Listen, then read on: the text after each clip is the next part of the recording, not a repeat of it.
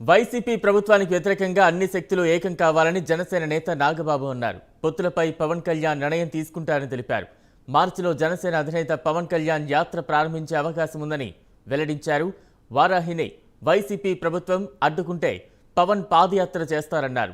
జన సైనికులపై వైసీపీ నేతలు దౌర్జన్యాలకి పాల్పడుతున్నారని మండిపడ్డారు.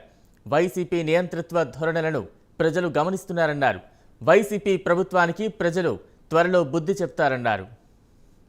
ఇవాళ ప్రజాస్వామ్యం అనేది లేదు. ఇవాళ ఇస్ నో డెమోక్రసీ. నియంతృత్వ ధోరణితో నడుస్తున్నటువంటి ప్రభుత్వం. సో ఖచ్చితంగా దీనికి వ్యతిరేకంగా అన్ని శక్తులు ఏకం అవ్వాలి.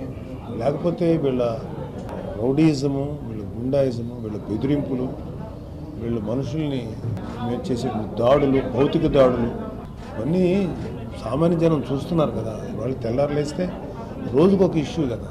ప్రతిపక్షాల మీద ఎటువంటి ఆంక్షలు పెడతారు. వైజాగ్లో మమ్మల్ని ఎంత హింస పెట్టారు. ఇవన్నీ కూడా జనం చూస్తున్నారు. ఇవన్నిటిని మేము వీటిని ఎదుర్కోవాలంటే కొంతమంది కలవాల్సిన అవసరం కూడా ఉండొచ్చు. అందుకనే కదా పవన్ కళ్యాణ్ గారు. సో ఎవరెవరు కలుస్తారు ఏంటి అనేది ఆయన త్వరలో చెప్తారు. అది కూడా తెలుస్తుంది. మేబీ సమ్వేర్ ఇన్ మార్చ్ తర్వాత రావచ్చు. మార్చి తర్వాత అవుతాం. ఎందుకంటే ఇప్పుడు కొండగట్టు ఆంజనేయ స్వామి గుడికి వెళ్తున్నారు. పూజలు అయిన తర్వాత మేబీ ముహూర్తం చూసి స్టార్ట్ అవుతారు.